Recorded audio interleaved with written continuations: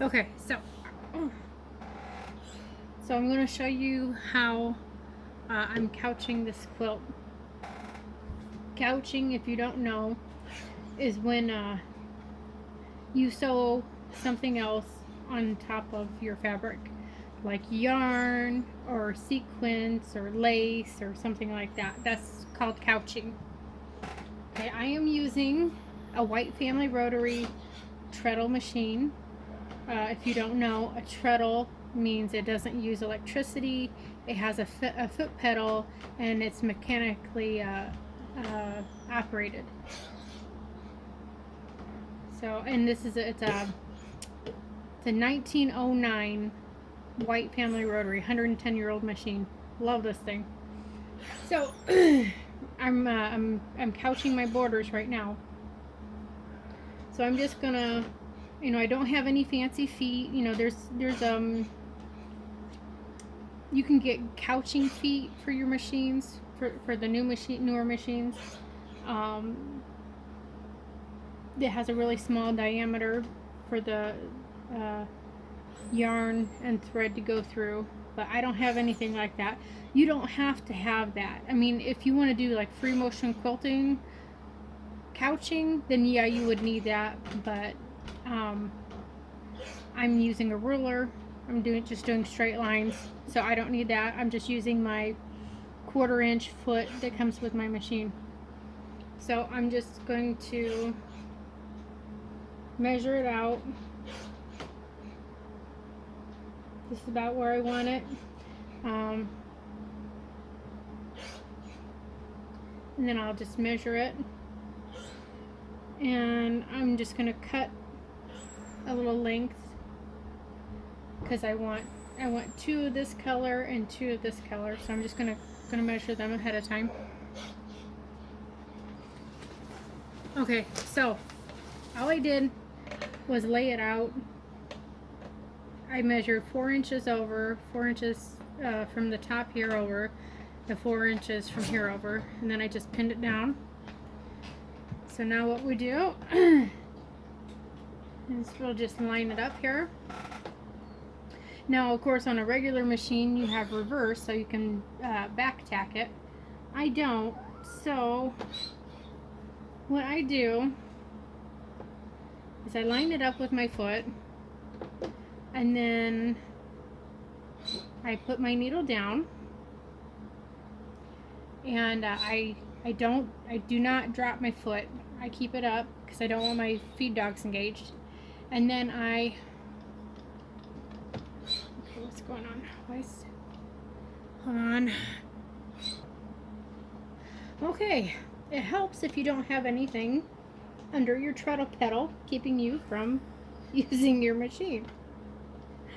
So, okay, take a few stitches.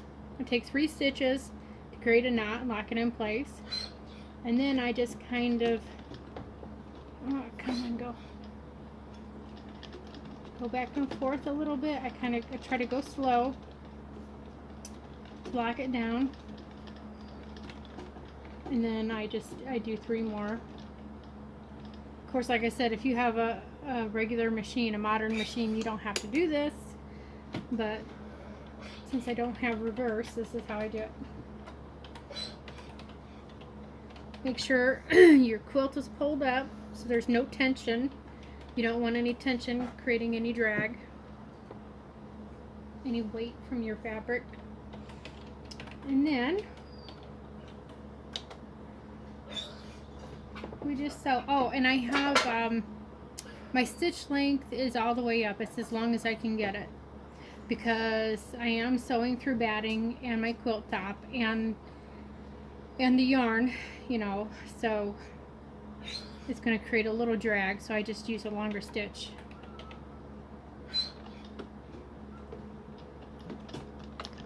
Of course, now that I'm recording, I'm having trouble.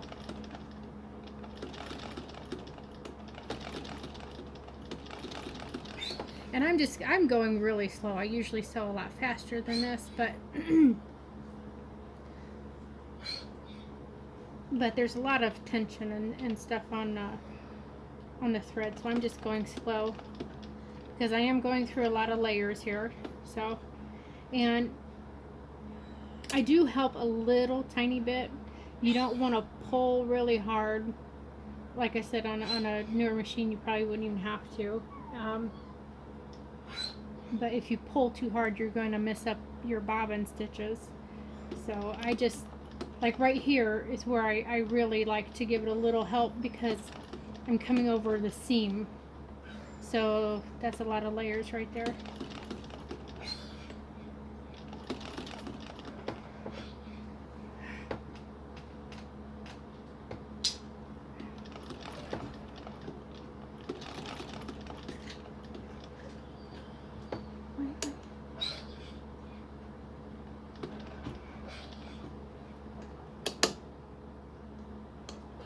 Okay, I don't know if you can tell, I have another seam right here.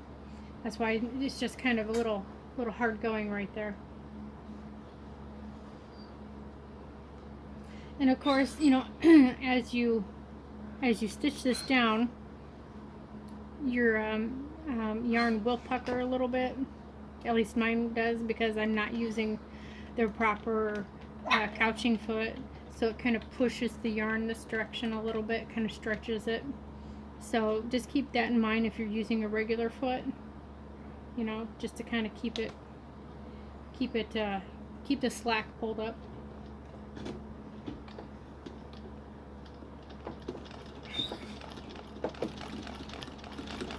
You see, now I can go faster because I'm past all those seams. So now I'll just take my pin out.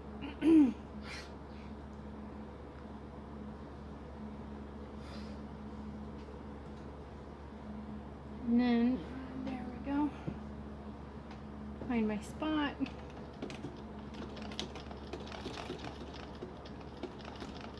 And then,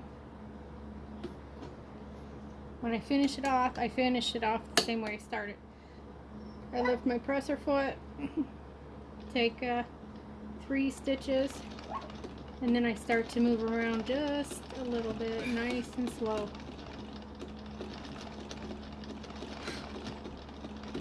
Just to really help lock that in there. And then when I end with 3 stitches again, just to create a knot. And then you just pull it down there.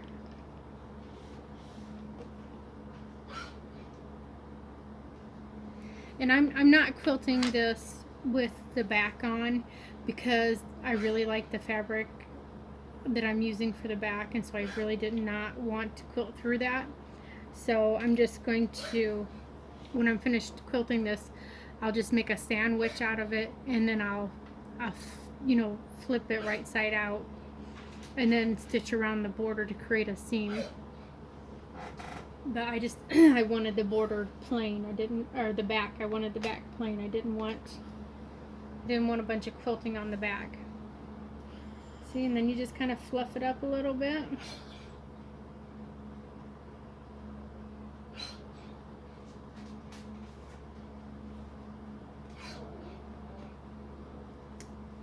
And there you go. And then of course when I'm done, I'll go through and I'll trim all this off.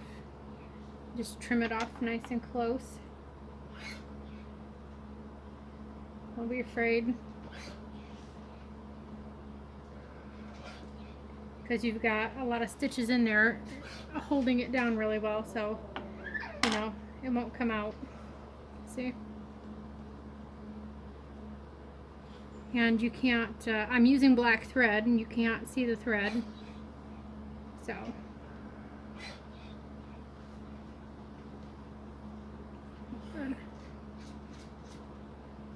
see, turns out really nice. And you can use any kind of thread you like. I'm just using where's it at? I'm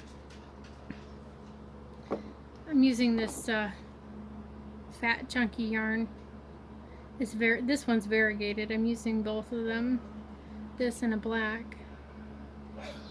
And you can do you know, whatever you want. You can create designs with it. You can, imagination is the limit.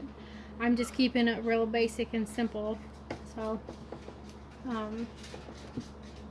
that's it. It's really easy. You just, nothing to it. Just creating a nice, cute little border. And I trimmed, I trimmed the inside of my quilt with it as well. See? So, just gives it a nice texture, three-dimensional texture to it.